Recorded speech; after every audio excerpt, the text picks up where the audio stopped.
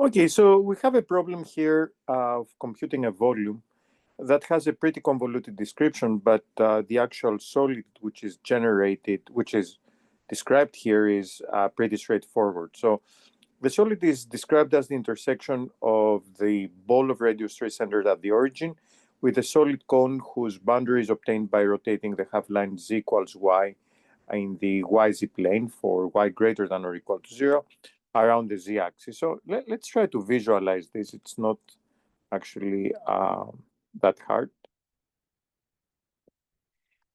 So the cone, so here's the yz plane, and we have the line z equals y, which is the bisector of the first quadrant of that plane.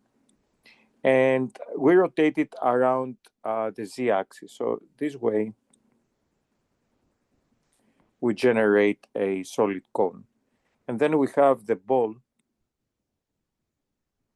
of radius 3. And pretty much the region that we're looking at is this part right here.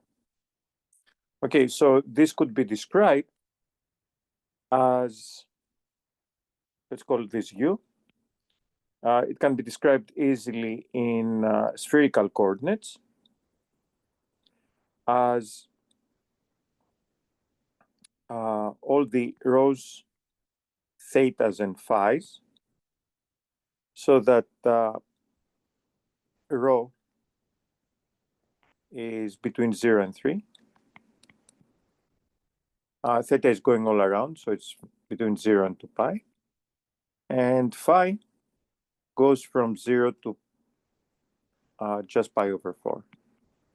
Okay, and we have pi over 4 because this is the largest it can get. So, with this in mind, let's find the volume of U.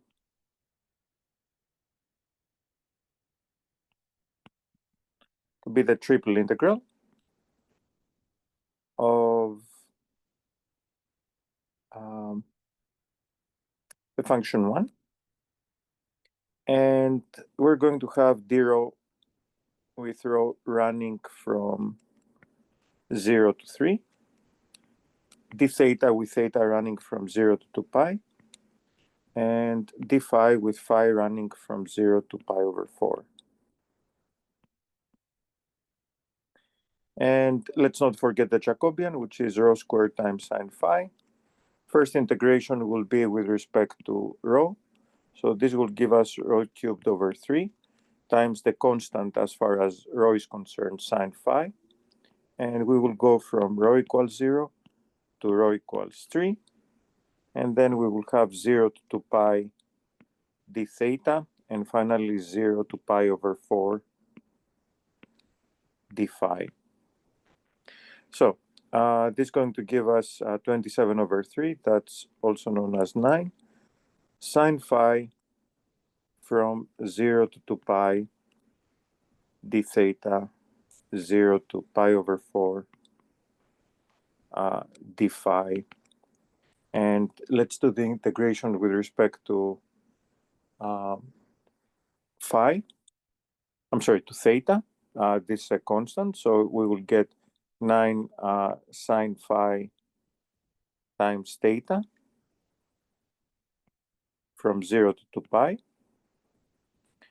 and 0 to pi over 4 d phi.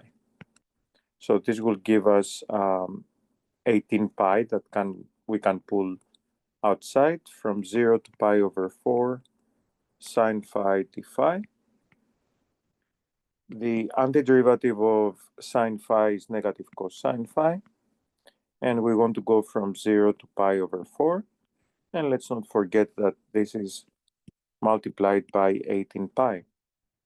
So what do we have here? We have 18 pi times negative cosine of pi over 4. So that will be negative square root of 2 over 2 minus negative cosine of 0. So plus 1. After all, we need to get a negative, a positive number. We're looking for volume here. So this will be 9 pi times 2 minus square root of 2. After we do some very simple cancellation. So, and that's it. Thanks for watching.